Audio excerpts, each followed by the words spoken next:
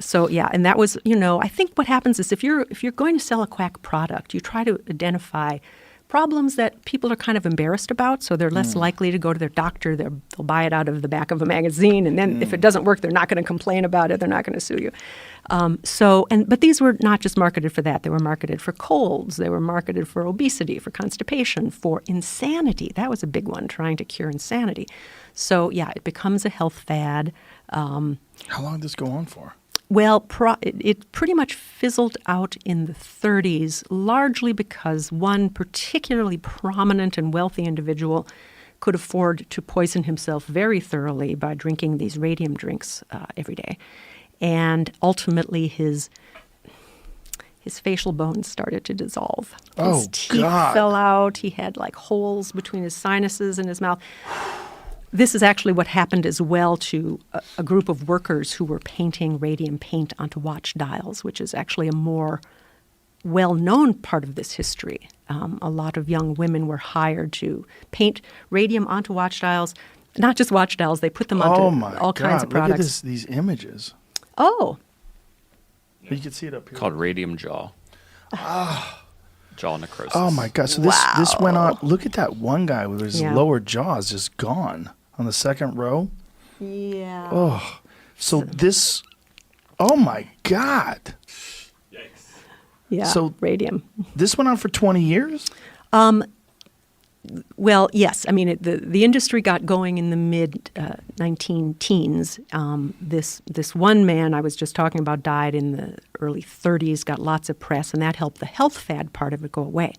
The worker exposure, the young women usually who were disfigured and died from this, that part of the industry of radioactive paint lasted a bit longer, into the 30s.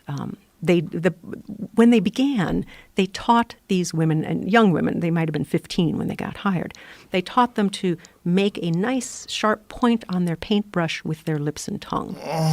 And because there was this health fad around radium, they told them that this would put a glow in their cheeks. And you've seen these pictures that they really had some change in their cheeks, but it wasn't a glow. They told them it was good for them.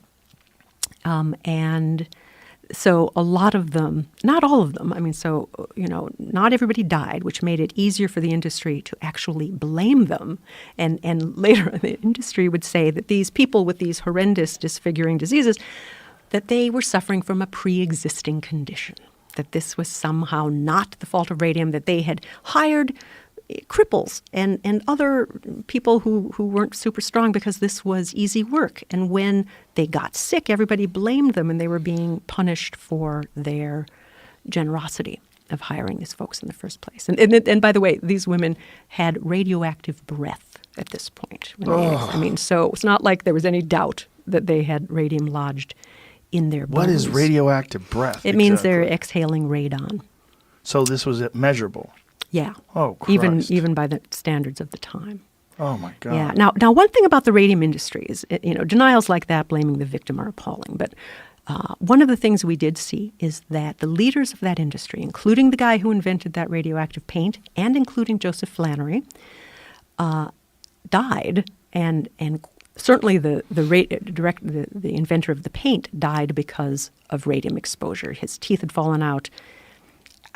According to Time magazine, his fingers had been removed. Nobody else covered that particularly gruesome detail, but then he died of anemia. These are all radium-induced ailments.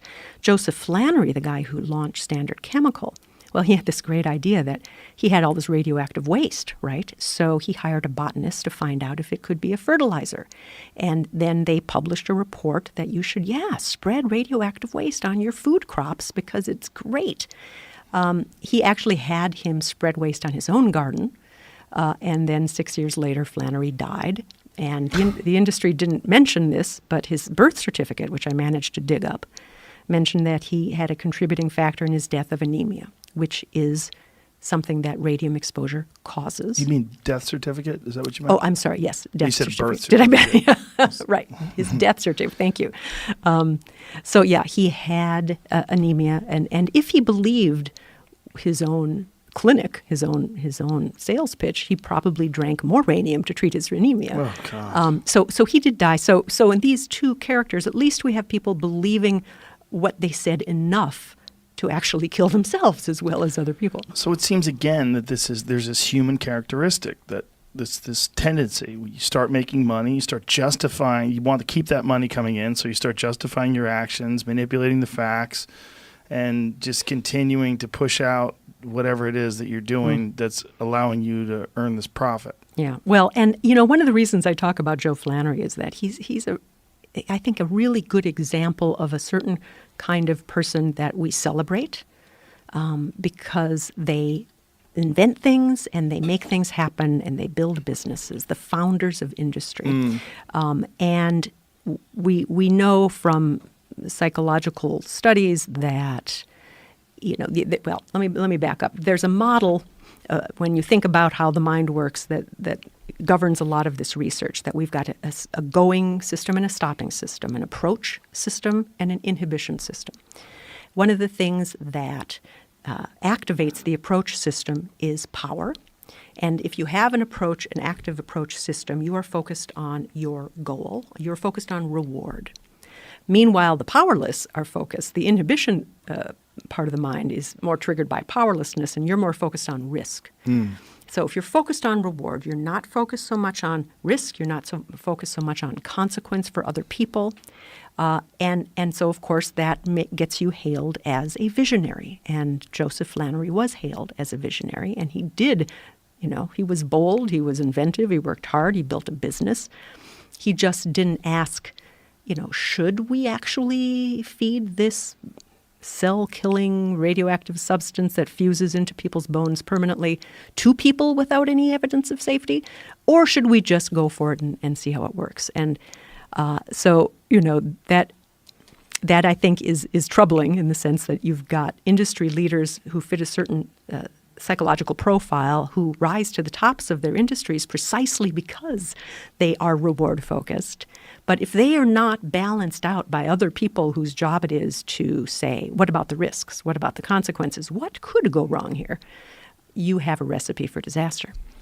Ugh.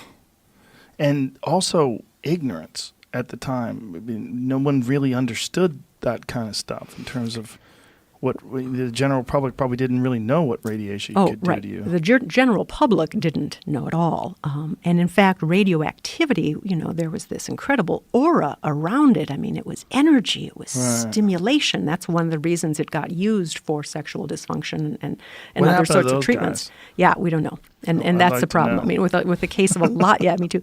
With the case of a whole lot of these folks, the consumers of these products,